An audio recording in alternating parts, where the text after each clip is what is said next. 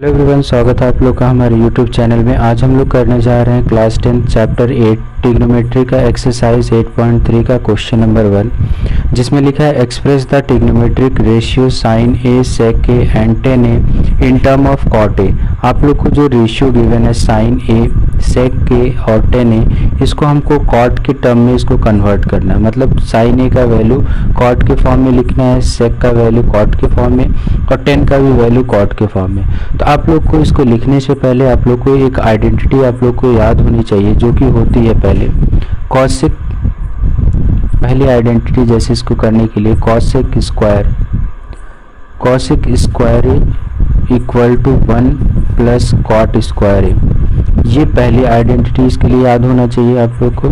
दूसरी जो आइडेंटिटी है इसमें sec square A equal to 1 plus tan square A, ये भी आइडेंटिटी आप लोग को याद होना चाहिए।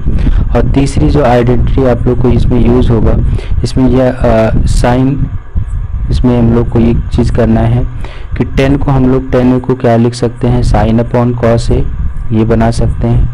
ठीक है, साइन अपॉन कॉस ए। और कॉट को क्या लिख सकते हैं आप लोग, कॉस ए अपॉन साइन ए। ठीक है, कॉस ए अपॉन साइन ए। तो सिंपली हम लोग टेन ए को क्या लिख सकते हो, डायरेक्ट आप लोग 1 अपॉन कॉट ए।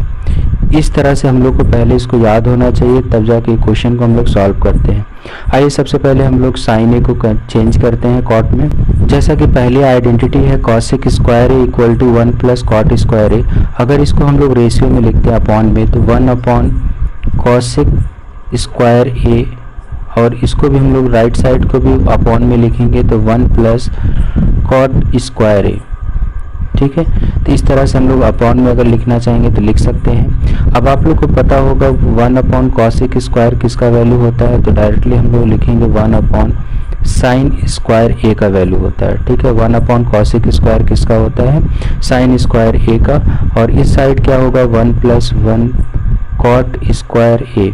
इसको जैसा है ऐसे रहने देंगे।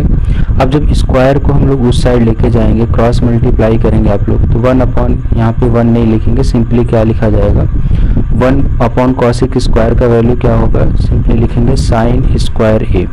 ठीक, और स्क्वायर को जब हम लोग राइट साइड लेके जाएंगे तो यहाँ बचेगा sine A equal to under root plus minus, value जो होगा 2 प्लस में होगा माइनस में होगा, upon 1 plus cot square A, ये बनेगा।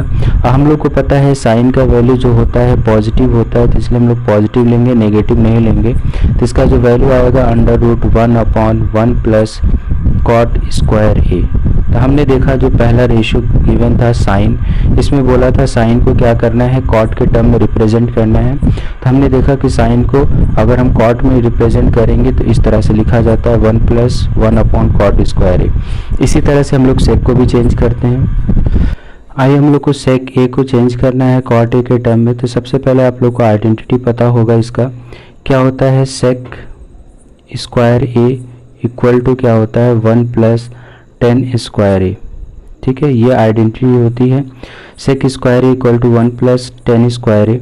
अब इसको हम लोग चेंज करेंगे तो देखेंगे, तो इसको चेंज करेंगे हम लोग, क्या आएगा, sec square A equal to 1 plus tan square A को हम लोग क्या लिख सकते हैं, टेन स्क्वायर ए को इक्वल टू हम लोग 1 अपॉन कॉट स्क्वायर ए भी लिख सकते हैं। ठीक है, तो 10 की जगह 1 upon cot square A simply लिख लेंगे, यहाँ पे कॉट बनाएंगे। अब हम लोग को सेक फाइंड करना है, तो स्क्वायर को उस साइड लेके जाएंगे तो ये हो जाएगा sec square A equal to, पहले इसको प्रॉपर बनाएंगे तो कॉट स्क्वायर ए का 1 के साथ मल्टीप्लाई करेंगे, cot square A plus 1 upon में कॉट स्क्वायर ए। अब स्क्वायर को उस साइड लेके जाएंगे तो sec A equal to plus minus under root cot square A plus 1 upon cot square A, जिस तरह से बनेगा।